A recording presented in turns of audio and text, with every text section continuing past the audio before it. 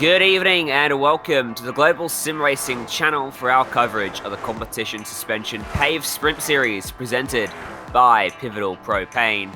Our coverage takes us to Lanier National Speedway today for round 2 of the season. 2 heats, a feature, qualifying ahead of us. Should be a great night of action. You'll see it right here on GSRC. My name's Ryan Jones. Alongside me in the booth is Gary Weaver. Sean Ambrose is in the director's chair using cameras. Thanks to Dougie Beard for this one. And as always, we have a track guide for this place to take a closer look at it. Let's dive down and have a look.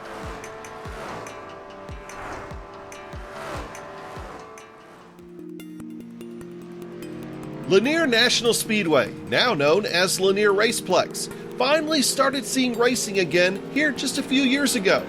Before the track went silent in 2011, it was a common feature on touring short track series schedules across the southeastern United States. From super late models, street stocks, and legends, they all were here. The Wayland Modified Tour and ARCA even made some stops here as well. Back in the late 80s and early 90s, the Grand National Series, now Xfinity Series, made 5 stops here. The last, 1992, won by eventual NASCAR Cup Series champion and fellow iRacer, Bobby Labonte. The track has since reopened and been given a facelift. Nowadays, mostly go-karts and legend cars takes their turn around this facility, but occasionally, the rumble of V8s can be heard, and not just at nearby Road Atlanta, as super late models have raced around Lanier as recently as November of 2019 as a prelude to that year's Snowball Derby in Pensacola. Enjoy today's race.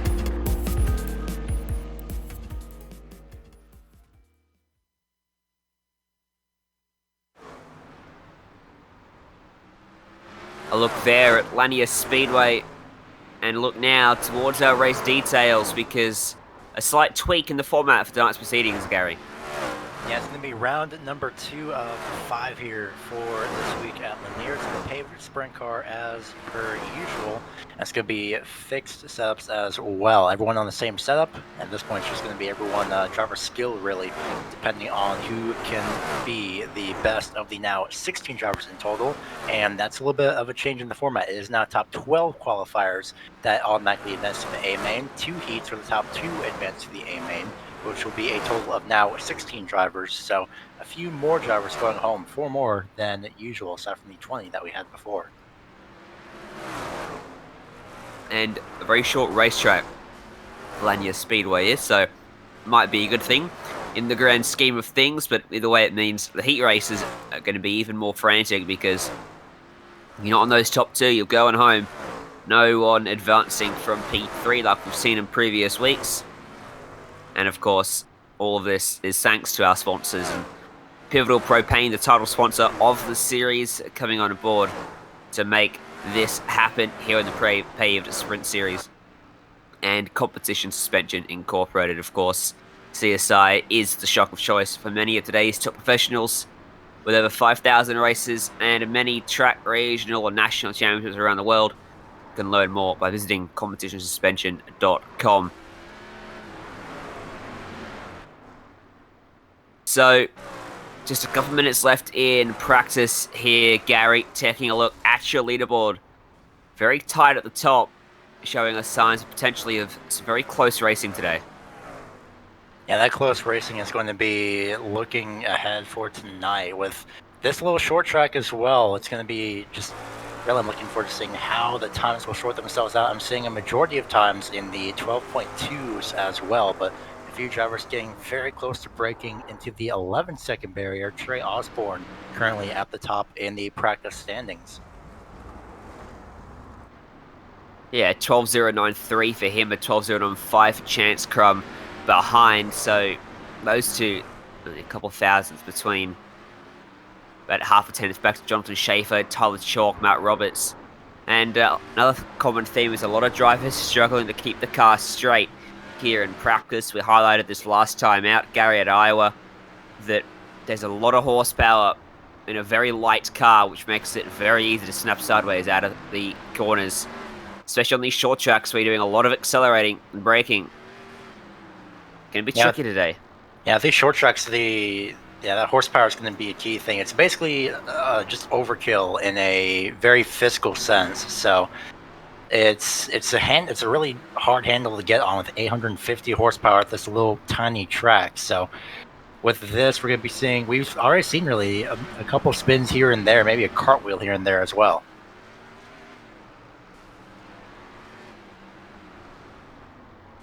I don't think that's out of the question. The checkered flag will fly on practice, and we'll head in to qualifying 5 minutes to put down 3 laps, top 12. Book their spot straight in the feature event. The rest have to go through the heats. So this is incredibly crucial. Remember, a couple of a small prize up for grabs as well. The Fast Time Award, a $20 Visa gift card, thanks to PitLogic, the most comprehensive chassis and shock setup application on the market. So at that pole position, worth a little bit here.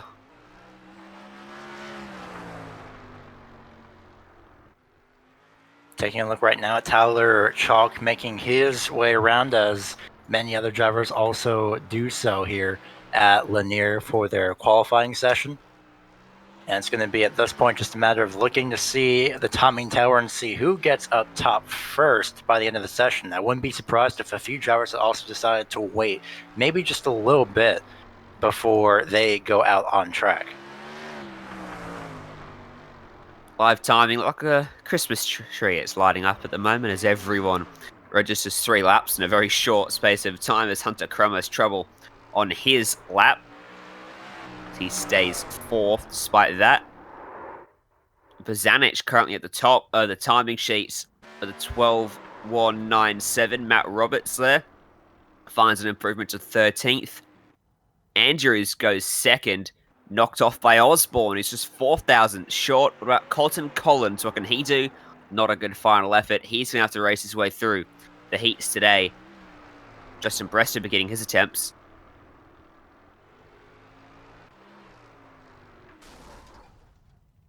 Oh man, unfortunately for Ryan Gardner, you see there just off turn 4, loses control, maybe bounced off the outside wall just a little bit. So it's going to be a very wild race. Clayton Christensen trying to get a handle of the car. I believe that was his out lap. He's just now started his timed lap. So Osborne still fastest lap in qualifying, fastest lap in practice, second fastest, and won't make that third fastest now, as there goes Chance Crum up into the lead with a provisional pole, I should say, with a 12.135. So far, they're about a tenth slower, really, as compared to the practice sessions. I'm wondering if there's maybe a little bit of slipstream that has something to do with it, but I'm not entirely sure.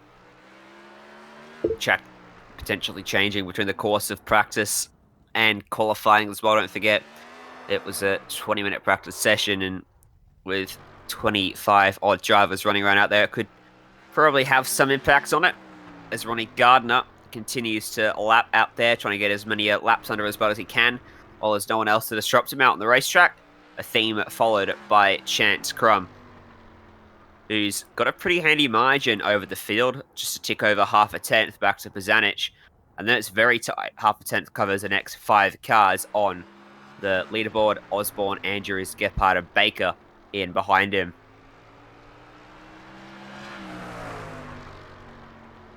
Minute 50 left in qualifying. Chance Crum at this point just making some practice laps around Lanier Speedway for the time being. And, well, the top 6 all within a tenth of each other.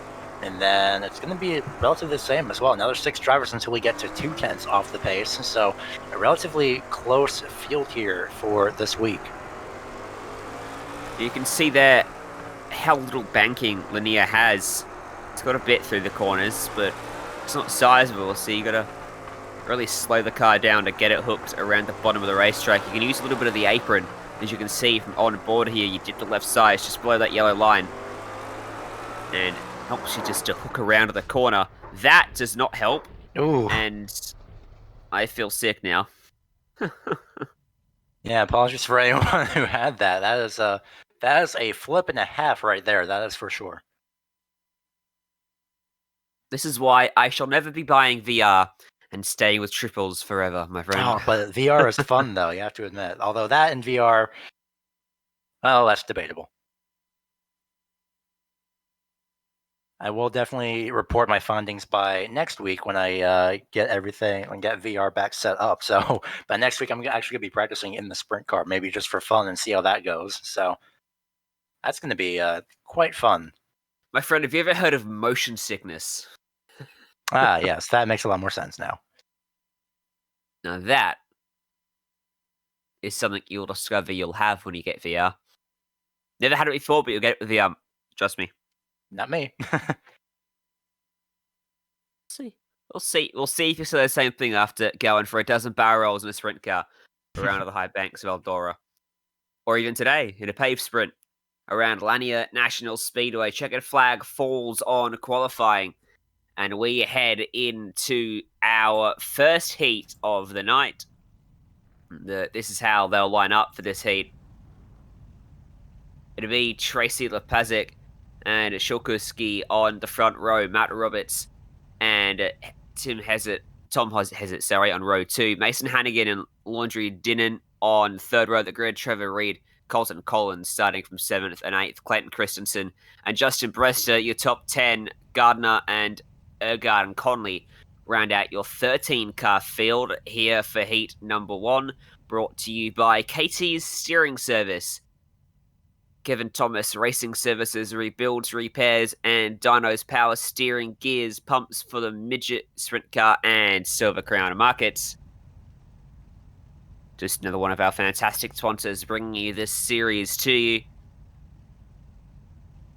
As we wait behind that pace car, probably going to be 2 laps behind the iRacing.com pace truck here before we get underway.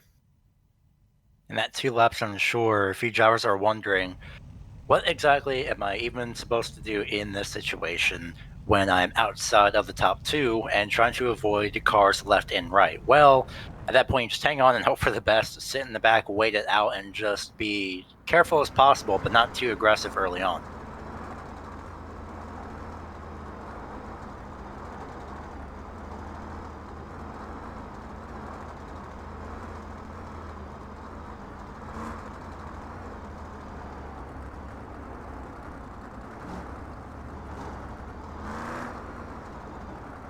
So the drivers trying to warm up their tyres. Not much you can do in the way of do a couple weaves, hope for the best. And when you come to the green, you better hope you're prepared because it's going to be crazy here. Just 15 laps ahead of us around a racetrack that pumps out lap times a bit over 10 seconds as Lepazic takes us to the green flag and we go racing out of Lanier. And Matt Roberts does in the second. Shulkuski struggling up top for some grip. So far, so good. Contact no, behind them, they crash. My. Big crash there for Laundry Dinnan. Lands on his roof. Had to take the tow back to pit lane before the leaders come back around. That leaves Lepazic leading Shulkuski, Roberts, Hannigan, and Reed, your top 5. That was Tom Hesser that somehow sort of relatively hung on to it, just right in the bottom lane now, possibly with steering suspension damage.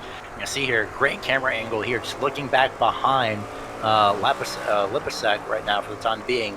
That is Shulkuski directly behind in that number 17 machine, side by side for third place between Roberts and Hannigan, as they're going to be battling for the final podium spot, but not the transfer spot just yet. Not too sure about that because Heat 2's been skipped. Again. Well, at this point, I think at that rate, it would be now the top 4 advancing into the A main. So, interesting turn of events here. So, Justin Brester on the outside looking in. Keep you updated on that as we learn more here on the Global Sim Racing channel booth. We're finding out as you guys are at the moment in terms of how many are going to advance. But let's go with all 4 because here, Lepazic, he almost came under pressure from Shulkuski. They had a little look down to the inside of turn 1. Didn't quite have enough gusto to make that one work that time by, but he's definitely there and looking to improve his starting spot for the feature should they all make it in here. With still 7 laps to go, you can see a slow car up on the top of the racetrack just in front of them. That's Trevor Reed. If he stays up there, he should stay well out of the way as Ronnie Gardner looks to the inside of Mason Hannigan here for 4th place. Right now, it's not going to work out. Unfortunately, Gardner slid off the corner, just hung on to it, though, luckily for him. But he's going to have to make all that progress back up once again and get by. Oh, contact, and he slips right through as someone goes way up top. That was Justin Brester. Justin Brester and Matt Roberts came together there, and that puts Gardner back up into 4th. How the seas part for him. Hannigan's been working that lane or 2 above the bottom of the track, hasn't he? And it seems to be working reasonably well for him as he just tucks in behind through 3 and 4. Let's see, he does the same thing through 1 and 2. He's running a lane above the rest of the drivers out there. And he's finding some momentum, but not quite enough speed. Low off the exit of the corner. Look at the run that he gets. Right around the outside, Hannigan to your race lead. Well, coming to the start-finish line, it's going to be, oh gosh, well, Mason Hannigan wins, Ryan Shulkuski 2nd. Not sure what happened to Tracy there in the 99, if he got loose or slowed up, but he finishes 3rd. 4th place will be Ronnie Gardner. Yeah, Lopez just slowed up, didn't he? At least he did that, it checked up. Shulkuski and Hannigan just went right on by them with ease. So as Heat 1 wraps up, we bring ourselves to a 5-minute warm-up ahead of the feature event, which will feature 16 drivers advancing from the Heat were Gardner, Lepezic, Shulkuski, and Hannigan. Your top 4 from the race, as suspected. Well done on completing your daily math equation on the Global Sim Racing channel here, Garrett. And for some reason, oddly enough, the second group that was scheduled to run Heat 2 is not able to do so. So I don't think there was anyone scheduled to run Heat 2. We've got... That may have been it. 29 people, and we had 13 in Heat 1, 16 in the feature. 26 people, because 4 of them are the same people. 4 of them are the same people. So we can see in the warm-up now how those 16 cars may look when we go racing, and you can see there's already quite a few spins out there that you push the limits, and all of the horsepower available to these guys, more than a NASCAR Cup car at the moment, comes at a car that is about a quarter of the size, has about a quarter of the body panels, has 2 gears, I believe. It's been a while since I've tested out with the Paved sprint car, so I may be a little bit incorrect on that. Take it to North Wilkesboro. Good idea. I will do that. You can see on board too, the steering box is pretty high or low. I'm not actually quite sure which way it is, but you have to put a lot of steering input in to get around the corner. They're not finite like some of your other machines, like an Indy car is a very, very small steering rack. But these things do not.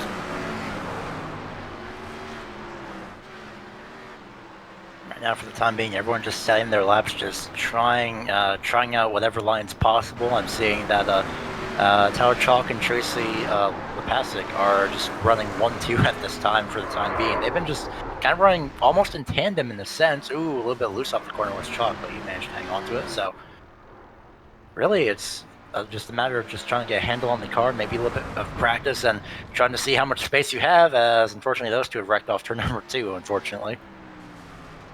Possibly collected a 3rd driver, but a little bit of a preview of what's to come for tonight as we're taking a look at Trey Osborne right now for the time being. You can see left side tires just a little bit below the yellow line in the corners. Usually you never want to have your left side tires on the apron, but considering how relatively flat this track is, you can do that for sure. Maybe help the car rotate a little bit more. Yeah, some tracks you're able to hook the apron a little bit to help you around the track. Others, if you do it, you're destined for the fence. I think this place, definitely one of those joints where you can use it a little bit. Generally, the less banking, the more likely it is you can use some of that apron. Cameron Baker running there in the number 51 all-white machine. You can see at the speed He reaches a top speed of 107 miles per hour, down to 77 through turn 1, and then right back up to 111 on the entry to turn 3. So, very quick burst of speed out of these corners. Very light cars as well, which means that horsepower is able to get them up to speed very, very quickly. And the 2-gear ratio, the 2 gears mean they're very much suited to the short tracks, Gary, as opposed to the longer runs. You'd probably be boarding them out after, what, I think, 100 yards at Talladega? Depends, especially with, oh gosh, these at Talladega would be absolute insanity, and I would actually love to see that, to be quite honest. Especially with 850 horsepower. These tiny little things going in just a mad dash, and flipping over in the background is going to be that number 72 machine, and that's something that we would more than likely see at Talladega, unfortunately. Just a straight up, just a loss of grip, and once these cars get sideways, you are destined to flip over entirely, unfortunately.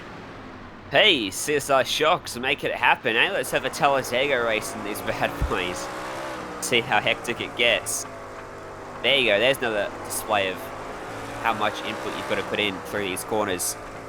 He's almost about 90 degrees to the left, isn't he? Yeah. Through the middle. Reminds me of pretty much any Formula car, really, where you just have to turn 90 degrees in any direction just to get going in that certain direction. So you definitely have to put a lot of wheel into that for sure. As, well, warm-up is over. Beautiful sunset there as well. The checkered flag flies on the warm-up, brought to you by Sharp Advantage Safety Products, who specialize in building the most professional, custom-fit, high-impact, safe seat inserts that are designed to be used in a standard aluminum or carbon seat chosen from the manufacturer of your choice. And they sponsor the warm-up to the feature event, and the feature is brought to you by Pivotal Propane, and we get set for 50 laps under the lights here at Lanier, which is going to change the track completely from what they were just driving around in, which might make things a little bit crazy as we take a look at how they line up. You can see the weather conditions up on your screen as well. Chance Crum and Zachary Bozanich share the front row ahead of Trey Osborne and Garrett Andrews. Roman Gephardt and Cameron Baker on row 3 ahead of Barrett Polhimus and Tyler Chalk. Fifth row of the grid occupied by Hunter Crum and Jonathan Schaefer. Outside of the top 10, your final 6 drivers are going to be Emerson Axum starting in 11th. 12th place is going to be Trey McGranahan. Mason Hannigan starts off in 13th. 14th place, Ryan Shalkuski. 15th is going to be Tracy Lepasek. And 16th place is Ronnie Gardner. Remember, cautions are going to be on for this feature event, so you're going to have to be a bit cautious about your approach. You can't afford to go all gung-ho on it, unless you want to attempt to pass under yellow, which I can guarantee you isn't going to work. 50 laps as well, which is a decent way to make enough of a difference if you're really aggressive out there. Got to be smooth and patient, wait for your opportunity to come. As let's see if it does come for anyone other than Chance Crum out at the front of the field. Thanks to CSI Shocks and Pivotal Propane, we'll go racing from Lanier. That is a golden start for Crum, and Trey Osborne goes with him. And there's already a big crash behind. A couple cars go around. And the caution will fly. Not sure. I think somebody went upside down, or at least on 2 wheels, or being really close. Someone definitely flipped there off turn number 4, unfortunately.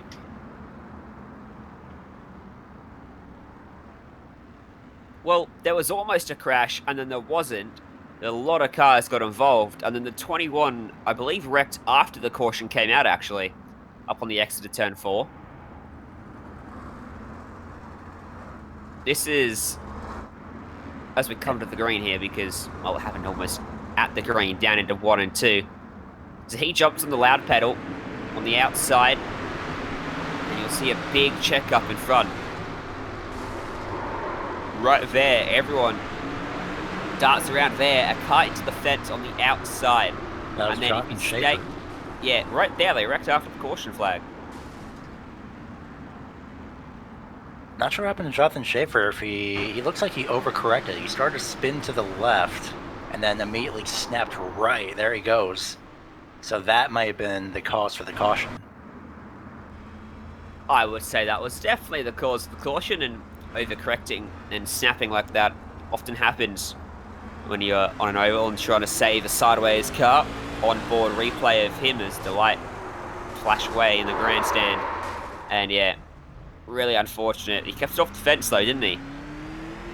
And so he won't have any damage to contend with. He should be able to keep himself out there on the racetrack. Lights out, and the pace car will go back green at this time with a single file restart to get ourselves back going. Light's not quite out yet. Now they are. Yes, there you go.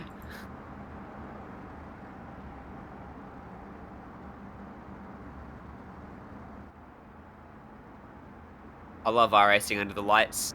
It's every bit as good as it is in the real world. It has that effect as the light beams down on the circuit. And Chance Crumb gets us back to the green of flag. Once again, we go racing a Lanier. Look at the restart for Roman Gephardt getting the inside of Bozanic for third place.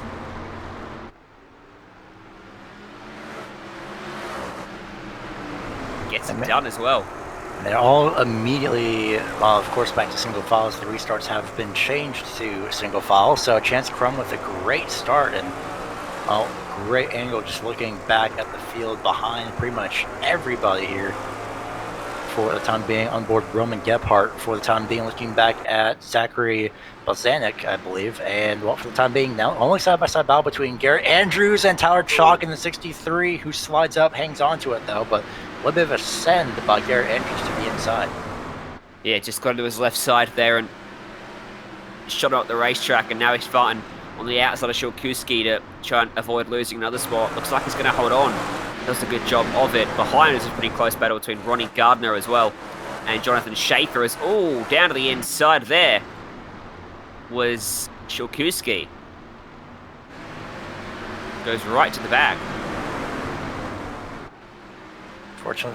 Unfortunately, having a lot of bad luck for Shilkowski for the time being, but taking a look right now at Roman Gephardt in third place in that orange and white number 24 machine, and now riding on board Bozanic, who's just looking back, just trying to figure out what line to take. And you see there, just left side tires dipping below that yellow line ever so slightly onto the apron, and that is, you'd be surprised what can help rotate the car around in that small little action. Just the width of the tire for the most part, maybe a little bit more, helping that car rotate through the corners for Gephardt.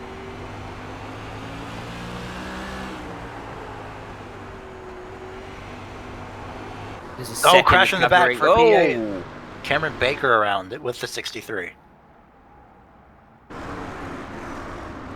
Caution flies for the second time today. Here's a look at your replay of how this one unfolded. Chalk into the back of number 51. Turns him sideways and around. It looks like this actually be a good camera angle. Sorry, Ryan. Maybe just a little bit of early braking and just didn't expect it. Definitely close though, and we've been seeing that a lot. Indeed. Luckily, these cars seem to be able to take some beatings, don't they, Gary? You can have a bit of contact and not beat up your car too much. They've got a bit of a bumper bar on the front and the back, don't they? So I think they've both escaped without any damage. You know, let's enjoy this while we can, because when/if iRacing does put the new damage model onto these sprint cars, those tires will probably not be there by the end of that. So consider themselves lucky for sure for this time. But yeah, it looks like just one of those months where you're too close, both going for the same real estate. Maybe someone in front of you slows up a little bit too quickly or a little bit sooner than you expect. So it does happen, but luckily no major damage from both drivers. So they both seem to have lucked out of it for the time being.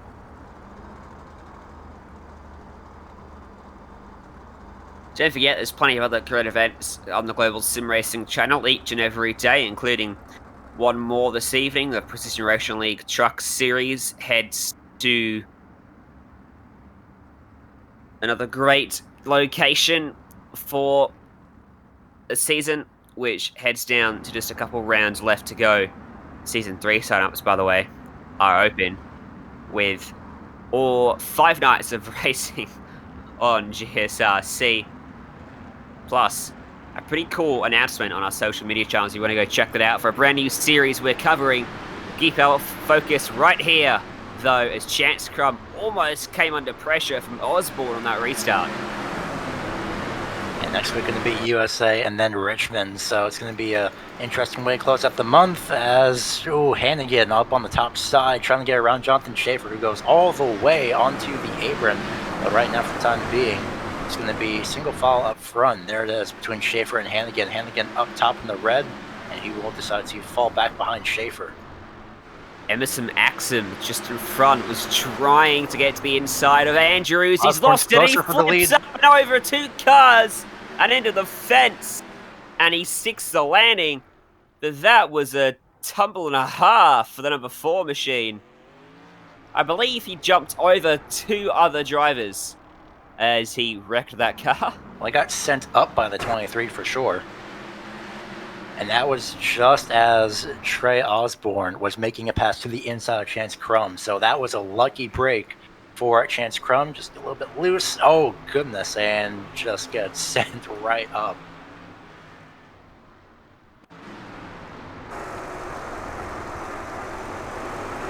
Here's an onboard shot. Loses it into turn 1, up into the fence, hits one over the other, into the fence. Good save. Oh, I'll call that a save. Hey, Gary. I'll give it about an 8 out of 10. Unfortunately, he's down on pit road now with damage to the car. They can take a bit of a beating, but not that much of a beating, unfortunately. Yeah, not that much. These are not like the dirt street stocks where they are relatively invincible for the most part, unless you absolutely nail the hood at like 100 miles an hour head on with another dirt street stock. So, can he reach 100 miles an hour on a dirt street stock? Yeah, probably. You can try hard enough.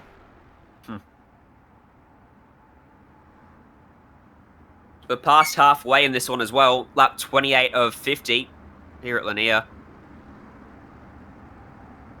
So, drawing towards its conclusion, we'll go green with less than 20 laps to go. Single file restarters are helping Chance Crum maintain an advantage here. But Osborne almost got to his inside last time, so he's got to be a little bit careful here because he could be up for a bit of a challenge as we get down towards the checkered flag. As the lights go out on the pace car this time. 1 to go. We'll go racing when we come back to the stripe for the 4th time of asking today. Let's see if Crum can get the restart he has had every other time so far. Has Osborne got anything for him as we go back racing? That's more like it for Chance Crum. He leads them across. Osborne and Gephardt follow. They're side by side for 5th. Hunter Crum under pressure from Garrett Andrews. Osborne stuck right with Crum the last restart, as you see a side-by-side battle for the time being around the P6. That's Garrett Andrews on the inside. Outside is Jonathan Schaefer as he tries to power off the corner. He's going to make contact. Schaefer gets sent around. Caution going to come out. Nearly gets flipped over. And Mason Hannigan with absolutely nowhere to go at that moment. Hannigan has had an issue of cars spinning in front of him into his direct path, unfortunately, this evening. It's a second literal run-in, unfortunately, for Hannigan. At least this one wasn't on his roof, so to speak, like the last one was. So Schaefer just got hit on the left side, didn't he? Right on the crucial part of the corner on the entry, which offloaded him pretty quickly. And like you said, Hannigan had nowhere to go to finish off the deal.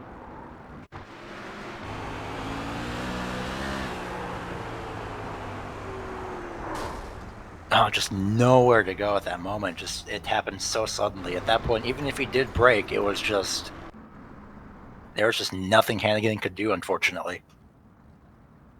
And he's down on a pit road. It's a big shame for him. His evening will come to a conclusion. If not, he'll finish a couple laps down at the very least. Going to be approaching 10 to go here in this one. Links to Pivotal Propane and CSI. Chance Crum, so far, has led this one right from the initial drop of the green.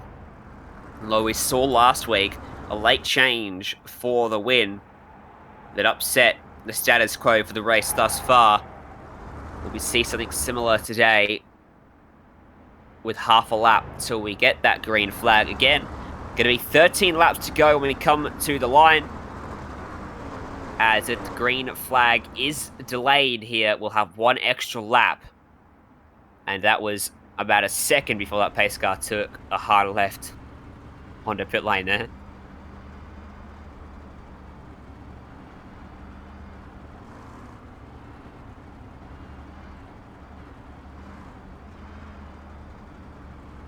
So, it'll be 12 laps to go when we come to the green flag. They're slowly winding down. This time we're going to get going. Crum jumps on that throttle pedal. Osborne goes right with him. A good restart for him. Ruben Gephardt was a little bit too close in the turn one and actually drifted up the track and lost a bit of time. Osborne bearing down the back bumper, looking to the inside for the lead on Chance Crum. Nearly makes contact, does make contact. He up the track, saves it. Up the track and back to P5 goes Chance Crum. Going to be extremely disgruntled with that. He slots in behind his brother Hunter. And Osborne leads the sport by a margin. Back to Gephardt. Bozanic in third. Then come the Crum brothers. Running out your top five. A mistake for Hunter. Chance doesn't lunge up the inside. Under 10 laps to go now. Pretty sure Chance Crum is absolutely biting at the thought, trying to get back into at least the podium positions. He goes to the inside of Hunter Crum, and for the time being, he will slowly be crawling his way back up the running order for the time being. But Trey Osborne has a very sizable gap for the time being between himself and second place of Gephardt as we ride on board with Chance Crum, just looking at how far the branch of the next three drivers and run. Unfortunately, that outside wall did not help out. Certainly didn't, and that might keep Bozanic in a comfortable spot in terms of claiming P3 in this one, but he might make it P2 as he applies the bumper to the back of the 24. They touched not once, but not twice, but three times, and eventually Bozanic went around, and the caution comes out. Chance Crum elevated up into P3. Gephardt manages to hold on to second. Here's a look at your replay of that one.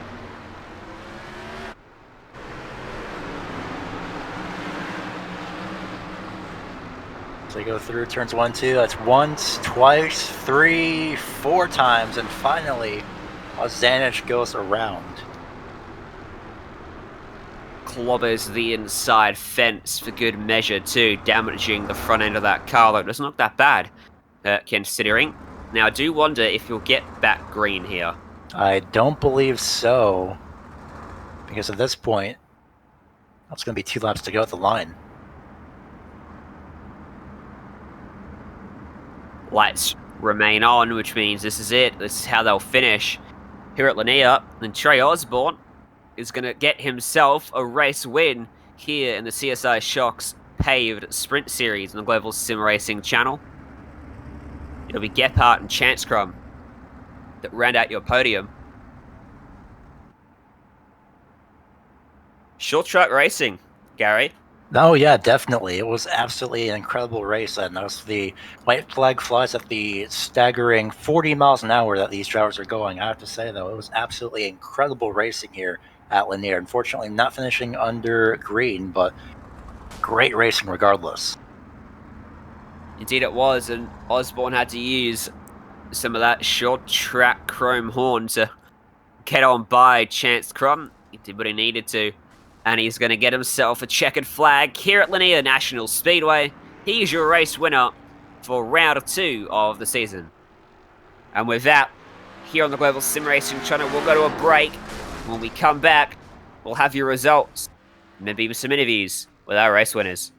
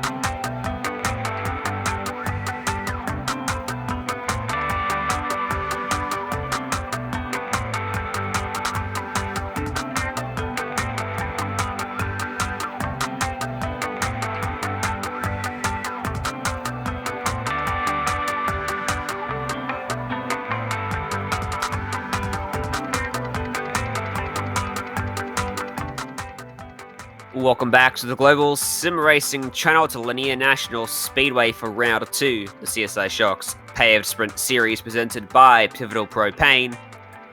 The race concludes, and your results stand as this. Trey Osborne, your race winner from Roman Gephardt in second. Chance Crum, Hunter Crum coming across third and fourth. What could have been for Chance, you must wonder.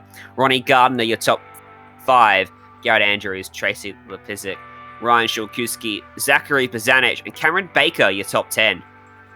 And then the rest of the 6 drivers, also a lap or more down, didn't finish, I don't believe. Tyler Chalk in 11th, Emerson Axum, Mason Hannigan 12th and 13th, respectively. And then it's Jonathan Schaefer, Barrett Polhemus, and Trey McGranahan rounding out 14th through 16th. Final thoughts on this one, Gary, as we look forward now to the next race in the championship. Yeah, USA Speedway. It is absolutely incredible. I actually got my first win on iRacing there as well.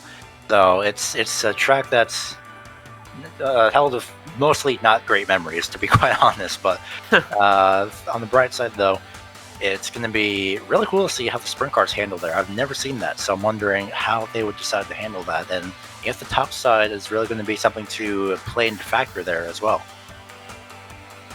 Indeed, something going to be interesting to see. Plus, we visit some more great racetracks before this season wraps out, including, I believe, the last great Coliseum.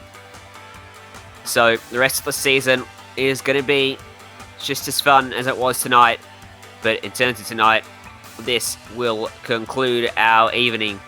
Thanks to Competition Suspension Incorporated and Pivotal Propane for their sponsorship of this series to help it come to your screens, as well as KT Steering Service and Sharp Advantage Safety Products and PitLogic as well, all bringing this to you.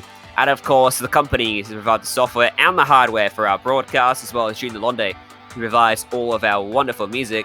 You can see the screen how you can get a hold of all of them. Thanks to the team with me today, Gary and Sean. If you want to find out more about GSRC, including our upcoming races, you can find it at globalsimracingchannel.com or our social media on Twitter at GSR Channel, Facebook, and also Instagram at GSRC_Graham. Don't forget to like the broadcast if you enjoyed it. Hit subscribe if you enjoyed it even more, and you won't miss a moment here on the Red Brand. Other upcoming races are listed there on your screen, so mark them down and check them out if you want. From all of us here in the booth, thanks for joining us, and until next time, race clean, race hard, and we'll see you on the track.